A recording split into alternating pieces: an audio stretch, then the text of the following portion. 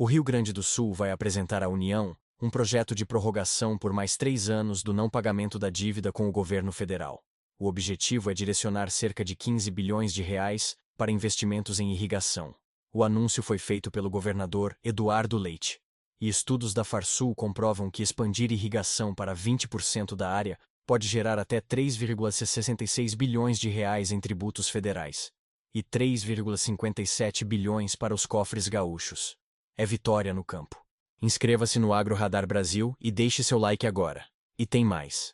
A Justiça de Goiás afastou a cobrança de ITBI na integralização de capital com imóvel rural, protegendo o produtor que formaliza a empresa familiar. Mas a possível importação de biodiesel ameaça 200 mil empregos e pode gerar prejuízo de 60 bilhões de reais. E as chuvas intensas em Mato Grosso estão elevando o alerta no algodão, com fungo mela atacando lavouras. Vou explicar tudo isso. O governador Eduardo Leite anunciou durante o lançamento da 26ª Expo Direto Cotrijal que o governo do estado irá apresentar à União um projeto de prorrogação por mais 3 anos do não pagamento da dívida com o governo federal, com o objetivo de direcionar os recursos para investimentos em irrigação. A feira acontece de 9 a 13 de março em Não Me Toque, e o anúncio foi feito em 9 de fevereiro em Porto Alegre. Mas antes, quero reforçar que eu acompanho o mercado e as decisões 24 horas por dia, para trazer a informação e o que realmente impacta o seu bolso, sem enrolação. Se você valoriza esse trabalho de trazer o alerta antes que o prejuízo chegue na sua porteira, apoie o nosso canal. Você pode enviar um valeu demais tocando no botão aqui embaixo do vídeo, ou nos comentários, como está aparecendo aí na sua tela, ou você pode se tornar um membro do canal como está na tela também. O seu apoio fortalece nossa voz e garante que a gente continue aqui, todo santo dia, sendo a voz de quem produz e não tem tempo de ficar vigiando. Leite define como fundamental a medida para viabilizar respostas ao setor produtivo, que vem acumulando perdas sucessivas nos últimos anos, em razão da sequência de longos períodos de estiagem. E aqui está o número que impressiona. Estamos falando de um volume estimado em cerca de 15 bilhões de reais, que deixariam de sair do caixa do Estado e poderiam ser investidos diretamente em irrigação. É uma solução estrutural, que protege o produtor e fortalece a economia do Rio Grande do Sul. E o governador ressalta que o Estado já vem avançando de forma consistente na ampliação da irrigação como estratégia estruturante para enfrentar os eventos climáticos extremos. A proposta que será apresentada à União se soma a um conjunto de investimentos em execução. E aqui estão os investimentos atuais. São 112,5 milhões de reais aplicados em projetos para reserva de água, 66,5 milhões de reais destinados diretamente à irrigação, beneficiando 1.406 produtores, e ampliando em mais de 26 mil hectares a área irrigada. Além disso, o governo investe 58 milhões de reais no enfrentamento da estiagem por meio do Fundec, e 180 milhões de reais no programa Milho 100%. E a fundamentação do pedido veio a partir de estudos realizados pela Farsul, por meio de sua assessoria econômica. Conforme os dados contidos nas notas técnicas produzidas pela Federação, a expansão da irrigação no Rio Grande do Sul deixou de ser apenas uma pauta de produtividade, para se tornar uma estratégia de gestão fiscal para o Estado e para a União. O material demonstra que o investimento em irrigação tem o potencial de gerar um incremento bilionário na arrecadação de impostos, além de atuar como um seguro contra impactos climáticos. E aqui estão os números técnicos. O estudo analisou o reflexo em 5 culturas principais: milho, soja, trigo, feijão e fumo, excluindo o arroz, que já possui um sistema consolidado. O impacto mais severo da irrigação é observado em anos de seca, como aponta o cenário simulado para o período de 2025. Atualmente, a área irrigada nessas culturas é de apenas 4,7%. Se essa área fosse ampliada para 20%, os ganhos seriam massivos, com um salto do valor bruto da produção de 15,42% no valor total produzido pelas culturas analisadas. Isso se refletiria em um incremento de até 3,66 bilhões de reais em tributos, como PIS, COFINS e IPI, e um reforço de aproximadamente 3,57 bilhões de reais para os cofres gaúchos. Em termos práticos, a irrigação passaria a ser um instrumento de estabilização fiscal, evitando que o governo sofra quedas bruscas de receita em períodos de estiagem. Mesmo quando há normalidade nas condições climáticas, a tecnologia eleva o patamar da economia gaúcha. No cenário de 20% de área irrigada para 2026, a Farsul estima um aumento estrutural de 7,50% no VBP.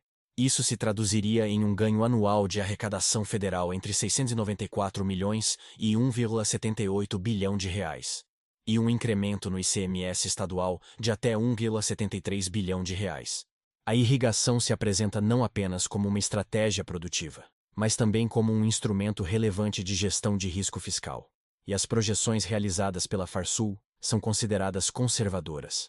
O modelo logarítmico utilizado identificou que cada 1% de aumento no VBP agropecuário gera um aumento de 0,64% nos tributos federais e 0,43% no ICMS. No entanto, esses cálculos consideram apenas os impactos diretos.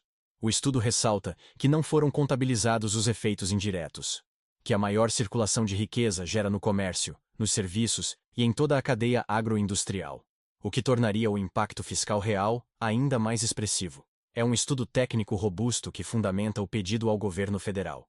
Agora eu vou te mostrar a vitória judicial que protege o produtor.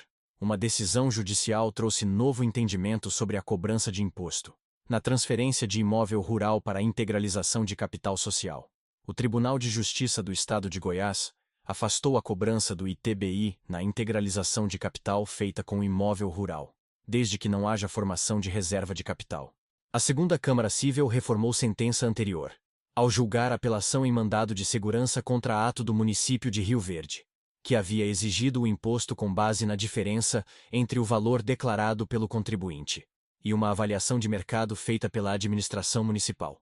O colegiado reconheceu a imunidade prevista no artigo 156 da Constituição Federal, entendendo que, na ausência de excedente destinado à reserva, a imunidade é incondicionada.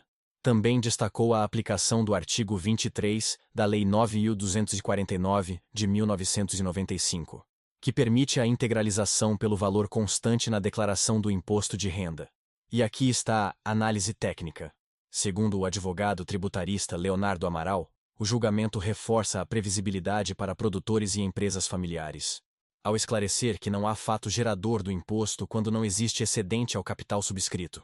Ele também avaliou que precedentes do STF e do STJ não autorizam a cobrança automática, sobre eventual diferença entre valor declarado e valor de mercado.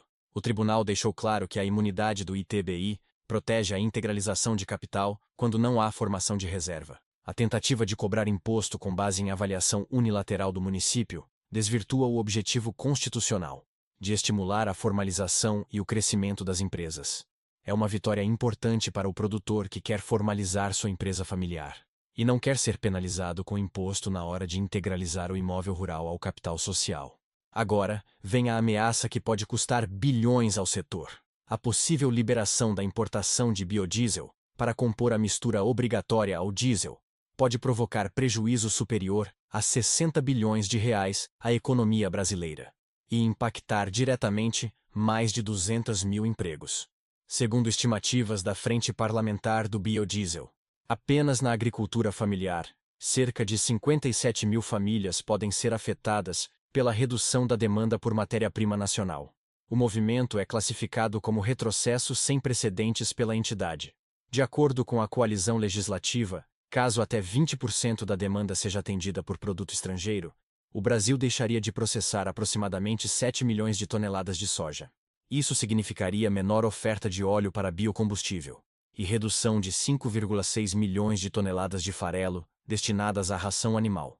Na prática, menos esmagamento pressiona os preços pagos ao produtor e pode elevar o custo das proteínas. As estimativas também apontam redução de 43,3 bilhões de reais na atividade setorial e retração de 10 bilhões de reais em investimentos industriais. Atualmente, o Parque Produtivo Nacional opera com ociosidade entre 40% e 50%, indicando capacidade instalada suficiente para atender à mistura obrigatória vigente e a futuras ampliações. E aqui está o impacto direto na soja e no bolso do produtor. Com menor processamento interno, o estoque final da oleaginosa poderia atingir 16,3 milhões de toneladas, frente às 9,2 milhões projetadas sem importação. Esse aumento tende a pressionar os prêmios domésticos e reduzir o valor pago ao agricultor. O reflexo alcança o crédito rural, a aquisição de máquinas e os investimentos nas propriedades. A Conab projeta safra recorde de 176 milhões de toneladas neste ciclo. Historicamente, supersafras exercem pressão baixista sobre derivados. No ano passado, o biodiesel registrou queda de 15% entre fevereiro e o pico da colheita. No início de fevereiro de 2026, os preços estavam 8% abaixo do mesmo período anterior. Para a Frente Parlamentar do Biodiesel, abrir o mercado nesse cenário compromete a renda no campo e enfraquece uma cadeia estruturada ao longo de 2 décadas. O grupo, que reúne mais de 200 deputados e senadores, afirma manter posição veementemente contrária a qualquer possibilidade de importação. E aqui está a questão da capacidade instalada. Conforme dados da ANP, o Brasil possui capacidade industrial de cerca de 15 bilhões de litros anuais. As usinas brasileiras produziram aproximadamente 9,84 milhões de metros cúbicos de biodiesel em 2025. Desde o início do Programa Nacional em 2005, já foram produzidos mais de 76,6 bilhões de litros do biocombustível. O país permanece entre os 3 maiores produtores e consumidores mundiais. Esse histórico demonstra estrutura suficiente para suprir a demanda interna e absorver os aumentos previstos na mistura obrigatória. André Lavor, CEO da Binatural, empresa de Goiás fundada em 2006, afirma que a mistura obrigatória não é apenas um mercado concorrencial tradicional. É um instrumento estruturante de desenvolvimento regional, inclusão produtiva e descarbonização.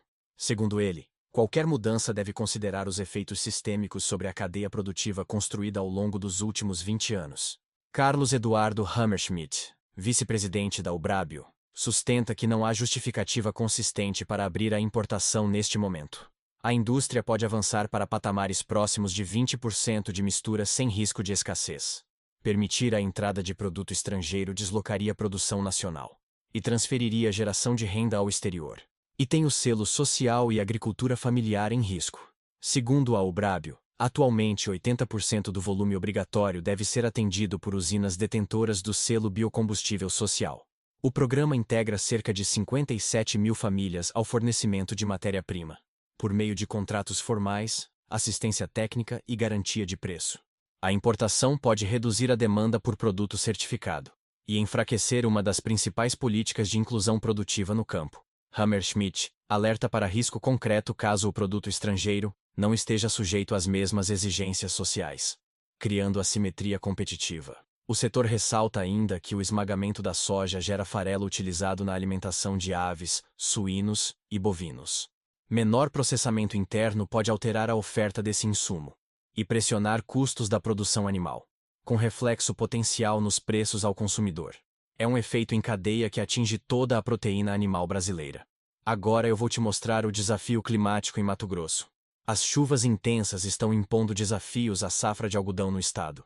A semana entre 8 e 13 de fevereiro de 2026 foi marcada por volumes expressivos de chuva em praticamente todos os núcleos regionais de Mato Grosso, alterando o ritmo das atividades no campo e exigindo atenção redobrada dos produtores. O excesso de umidade impactou diretamente a colheita da soja. Atrasou aplicações de defensivos, adubações e outros tratos culturais, além de provocar a necessidade de replantio em áreas pontuais, principalmente em bordaduras e talhões com solo encharcado. No caso do algodão, o plantio está praticamente concluído na maior parte das regiões, com índices entre 95% e 100% das áreas previstas já semeadas. Ainda há pontos isolados em fase final de implantação, mas, de forma geral, as lavouras apresentam bom estande e desenvolvimento inicial considerado satisfatório. Apesar disso, o cenário climático elevou o nível de preocupação no campo. E aqui está o problema fitossanitário. A umidade excessiva favoreceu a incidência da chamada mela, doença causada pelo fungo Rhizoctonia solani, que encontra nas condições de solo encharcado o ambiente ideal para se disseminar. A pressão da doença tem sido considerada forte em algumas áreas, com registros de perdas localizadas e aumento dos custos operacionais para a contenção dos focos. No manejo fitossanitário, o monitoramento segue intensificado. Técnicos e equipes de campo relatam presença recorrente de bicudo do algodoeiro, mosca branca, lagartas do gênero Spodoptera, tripes e pulgões, pragas típicas das fases iniciais da cultura. Apesar das limitações impostas pelas chuvas, o controle permanece dentro da normalidade. sustentado por estratégias de manejo integrado, eliminação de tigueras e instalação de armadilhas para monitoramento populacional. O cenário geral indica que a safra avança dentro do esperado para o período, mas sob forte atenção técnica. O excesso de precipitações, os atrasos operacionais e o maior risco fitossanitário nas áreas recém-estabelecidas exigem respostas rápidas no campo, para evitar impactos mais amplos no potencial produtivo. As informações são da Associação Mato Grossense dos Produtores de Algodão. Eu quero saber de você.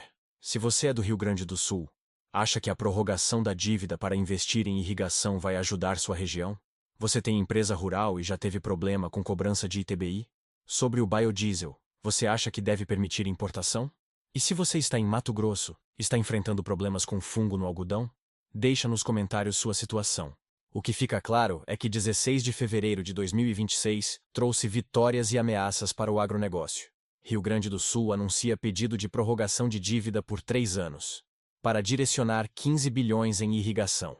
Estudos da Farsul provam que 20% de irrigação gera 3,66 bilhões em tributos federais. Justiça de Goiás afasta ITBI na integralização de capital com imóvel rural, protegendo o produtor que formaliza a empresa. Mas importação de biodiesel ameaça 60 bilhões em prejuízos e 200 mil empregos. E chuvas em MT elevam alerta no algodão com fungo mela atacando lavouras. Se você chegou até aqui, inscreve no Agro Radar Brasil, ativa as notificações e compartilha esse vídeo com outros produtores. Vitória no campo. Prorrogação de dívidas anunciada. E a justiça protege sua terra do imposto. Quem tem informação toma decisões melhores. Até a próxima análise.